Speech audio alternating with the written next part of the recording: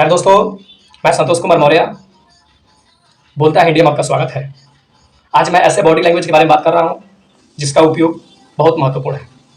पहला body language जिसके बारे में आप भी जानते हैं शायद, ऐसी मुद्राओं का उपयोग अमेरिका, यूरोपीय देशों में या विश्व के अधिकांश देशों में प्रचलन है। इसका अर्थ होता है ओके। इसका शुरुआत 19वीं सदी में अमेरिका से हुआ था। ऐसी मुद्राओं का अर्थ होता है ओके। ओके अर्थात ऑल करेक्ट। ऑल करेक्ट का मतलब होता है सब कुछ ठीक है। लेकिन कुछ ऐसा देश भी है जिसमें ऑल करेक्ट यानी कि ओके का अर्थ ओके ना होकर कुछ और ही होता है। तो जानिए उस देशों का नाम। पहला देश फ्रांस। फ्रांस एक ऐसा देश है जहां पर ऐसी मुद्राओं यानी कि ओके की मुद्राओं का प्रयोग करने का मतलब यह है शून्य अर्थात कुछ नहीं। दूसरा देश जो एशियाई देश है जिसका नाम जापान है। जापान में ओके की मुद्राओं का प्रयोग करने का मतलब यह है धन, दौलत, संपत्ति। और कुछ ऐसे यूरोपीय देश जो भूमध्य सागर से सटे हुए हैं उनमें भी ऐसी मुद्राओं का अर्थ बदल जाता है। उन भूमध्य सागरीय देशों में ओके का अर्थ होता है एक छिद्र अर्थात कहने का मतलब यह है समलैंगिक पुरुष।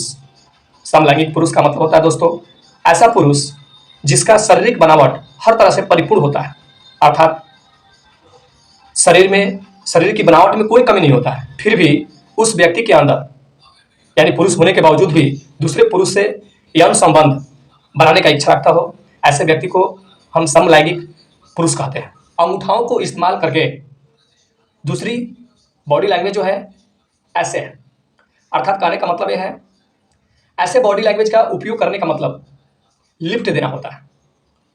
ब्रिटेन, ऑस्ट्रेलिया, न्यूजीलैंड में ऐसी हस्त मुद्राओं का प्रयोग करने का मतलब यह है लिफ्ट देना। और दूसरा अर्थ है जब इसी हस्त मुद्राओं को यानी कि सीधी अंगूठे को जब ऐसा करने के बाद जब हम ऐसी मुद्राओं का प्रयोग करते हैं तो इसका अर्थ एक अपमानजनक मुद्राएं हैं, जिसका मतलब होता है आपके नीचे अर्थात रेस में आपके ठीक नीचे है, एक अपमानजनक मुद्राएं हैं। लेकिन कुछ ऐसा देश भी है जहां पर ऐसी मुद्राओं का अर्थ कुछ अलग होता है, जैसे ग्रीस जिसे आज यूनान देश के नाम से जानते हैं। इस देश में ऐसी मुद्राओं या ऐसे मुद्राओं का प्रयोग करने का मतलब है ठूस लेना, अर्थात गलत ढंग से भोजन कर लेना। अगर सोचिए दोस्तों कि कोई ऑस्ट्रेलियन अगर ग्रीक में जाता है, यूनान में जाता है, अगर ऐसी हस्त मुद्राओं का प्रयोग करता है तो उसको बहुत सारी कठिनाइयों का सामना करना पड़ सकता है। एक अन्य महत्वपूर्ण मुद्राएं जो है जो ऑस्ट्रेलिया, ब्रिटेन और न्यूजीलैंड देशों में ये मुद्राएं बहुत प्रचलित हैं। इसका भी कई अर्थ है, लेकिन कुछ महत्वपूर्ण अर्थों के बारे में हम जानते हैं। तो ये मुद्राएं ऐसे हैं, इसका अर्थ यानी कि जब दो अंगुलियों को अंग्रेजी अक्षर भी जैसा बनाते हैं तो इसका अर्थ होता है जीत। यानी कि सबसे पहले ब्रिटेन का प्रधानमंत्री था विंस्टन चर्चिल, उन्होंने द्वितीय विश्व युद्ध में ऐसी मुद्राओं का इस्तेमाल किया था। ऐसी मुद्राओं का इस्तेमाल करने का मतलब जीत होता है।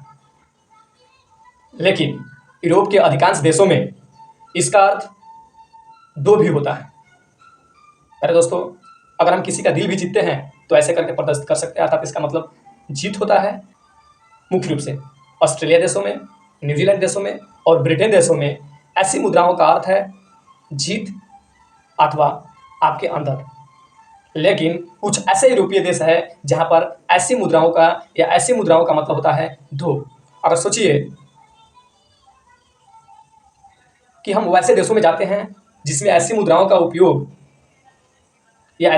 उपयोग दो होता है, तो ऐसी सिचुएशन में अगर मान लेते हैं कि कोई ऑस्ट्रेलिया, कोई इंग्लैंड का व्यक्ति एक ऐसे बार में पहुंचता है जिसमें इसका अर्थ दो होता है, अगर वहां पर ऐसी मुद्राओं का इस्तेमाल करके अगर वो बताना चाहता है कि मैं आपका दिल जीत लिया हूं या जीत सकता हूं, तो बार वाला ही समझेगा कि ऐसी मुद्राओं का प्रयोग करने का मतलब कि बियर के आप 2 बोतल का मांग कर रहे हैं, और ऐसा होगा कि बियर में काम करने वाला व्यक्ति आपके सामने बियर का 2 बोतल रख देगा। अतः आप आश्चर्यचकित हो सकते हैं। इसलिए दोस्तों, मैं आपसे यही कहना चाहता हूं कि जैसा देश वैसा देश, यानी कि देश के हिसाब से उपयोग होने वाली अशाब्दिक मुद्राओं का ही उसी ढंग से इस्तेमाल करिए। धन्यवाद दोस्तों। जय हिंद, जय भारत।